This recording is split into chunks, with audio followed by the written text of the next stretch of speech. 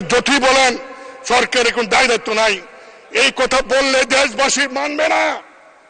কারণ এই ব্যক্তি তো এই সরকারের আমলেই প্রমোশন পেয়েছে, যিনি সারা বাংলাদেশে মানে কিনার কোনো বাকি রাখেন নাই, তিনি চলে যাবেন দেশের বাইরে আর সরকার জানবে না, হতে পারে না। গ্রিক সম্রাট আলেকজান্ডার পুরুকে পরাজিত করে যখন ভারত জয় করেন তখন এই দেশে কিছুদিন ছিলেন। এই দেশে আলু বাতাস মানুষের মনের গতিবিধি লক্ষ্য করে তার জেনারেল ছিল সেলুকাস, তাকে বললেন যে কি বিচিত্র দেশ সেলুকাস। মানে স্পিকার আসলে কি বিচিত্র। আজকে প্রথম আলো সম্পাদকীয়তে আছে আমাদের একজন পুলিশ অফিসার, সরকারি কর্মচারী, 2010 সালের 11 অক্টোবর হাতে লেখা সবুজ পাসপোর্ট নবায়ন করতে যান, যেটা নাকি সাধারণ পাবলিকের জন্য। সরকারি কর্মচারীদের জন্য কিন্তু নীল পাসপোর্ট, এবং তিনি সেটা নবায়ন করেন।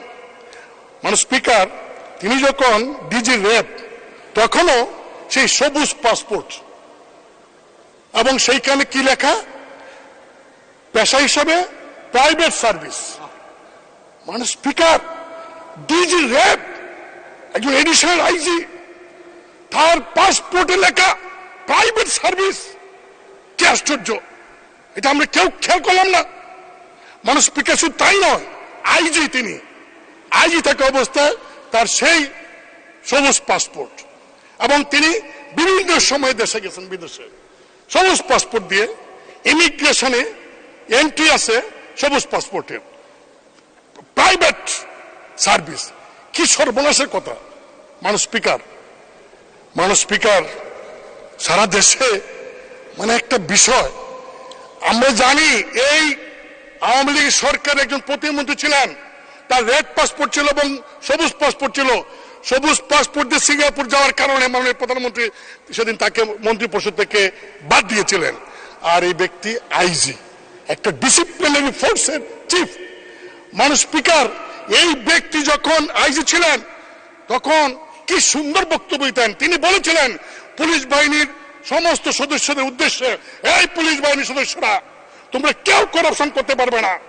আমি আইজি, আমার নাম বেনজির, আমি দুর্নীতির বিরুদ্ধে জিরো টলারেন্স।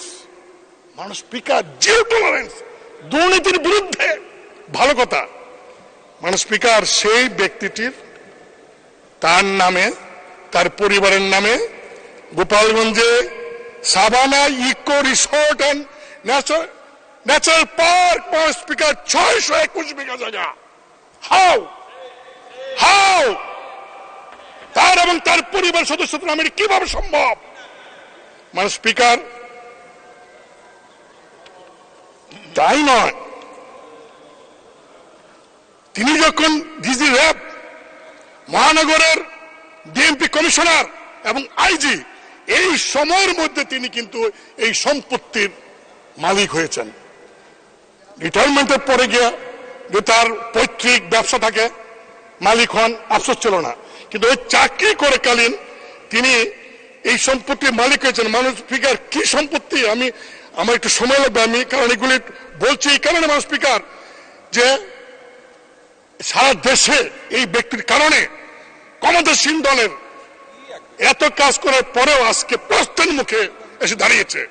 মানুষ 2015 থেকে 2020 সাল পর্যন্ত তিনি ডিজি এবং ডিএমপি কমিশন থাকা অবস্থায় যে জমিগুলি কিনেছেন, সেই জমিগুলি বেশিরভাগ হিন্দু সম্প্রদায়ের, এবং তারা অনেকে সাক্ষী দিয়ে দিচ্ছেন এখন সাংবাদিকদের কাছে, কায়দা কৌশলে পুলিশদের ভয় দেখিয়ে সেই সমস্ত সম্পত্তি তিনি ক্রয় করেছেন। মানে স্পিকার রাজধানীর গুলশানে একদিনে বিলাসবহুল 4টা ফ্ল্যাট, এক হালি ফ্ল্যাট তিনি একদিনে কিনে ফেললেন। কি আশ্চর্য। মানে স্পিকার উত্তরায় এবং বাড্ডায় 2টা বাড়ি, বাওয়াল রিসোর্ট, যে রিসোর্টে অভিযোগ প্রায় 30-40 বিঘা জায়গা বনের, এবং সেই বন বিভাগ থেকে এখন বলা হচ্ছে তাদের জায়গা দখল করে বাওয়া রিসোর্ট করা হয়েছে, সেটারও আমরা জানতে পারলাম 25% শেয়ারের মালিক তিনি।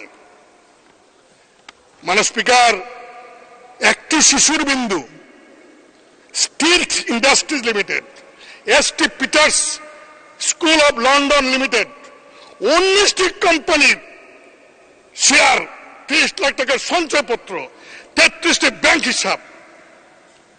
মাননীয় স্পিকার, শুধু তাই নয়,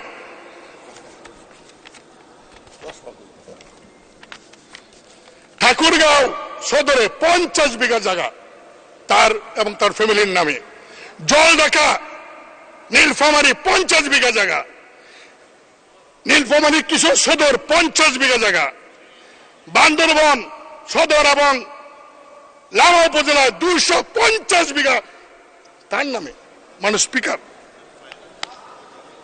সেন্ট মার্টিনে বেনজিরের নামে 4 বিঘা জমি।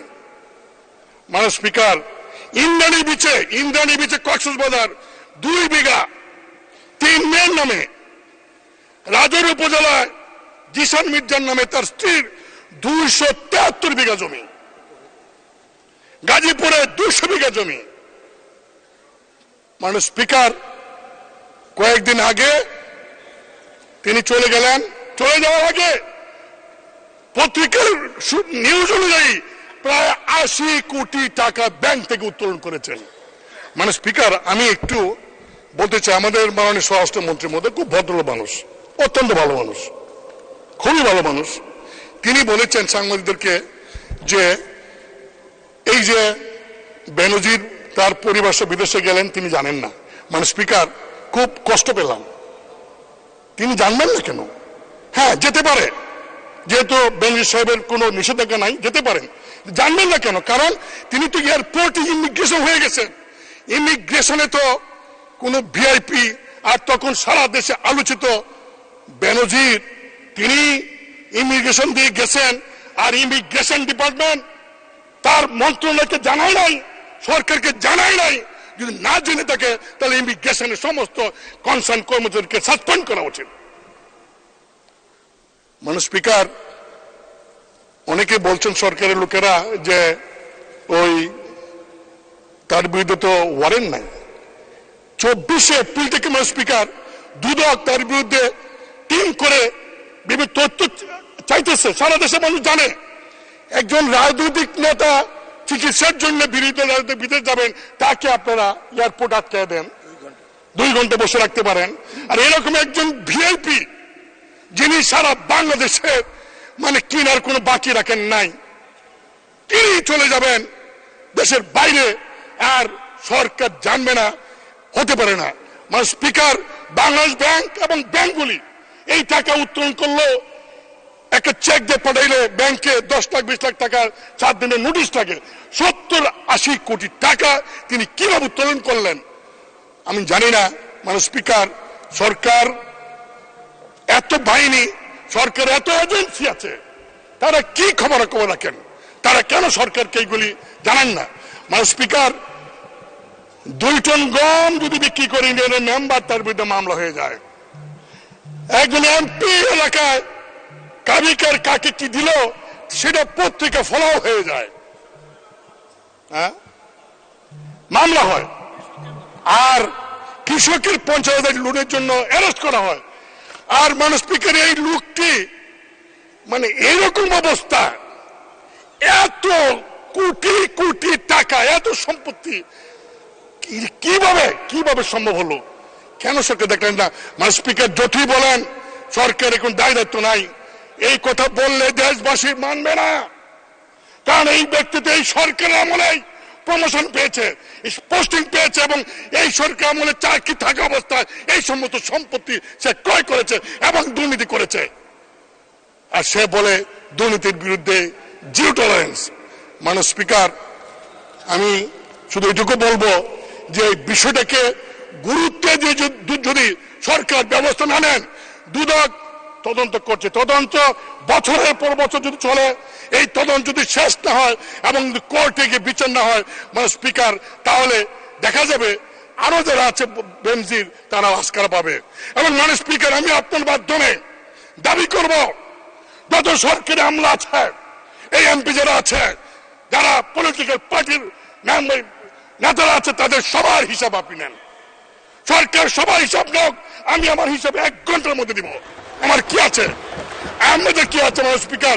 এই যে বিভিন্ন এলাকায় বাড়ি হচ্ছে, গাড়ি হচ্ছে, লেটেস্ট মডেলের গাড়ি, আমরা টাকা পাই না বাজেটে, আমরা ইনকাম ট্যাক্স ধরতে পারি না, অথচ এই রিসোর্ট, এই যে লাক্সারিয়াস লাইফ লিড করে একজন বাড়ির মধ্যে বিদেশি ফিটিংস লাগায়, এগুলি কেন অর্থ মন্ত্রণালয় দেখেন না, দেখে এই ট্যাক্সের ব্যবস্থা করেন না?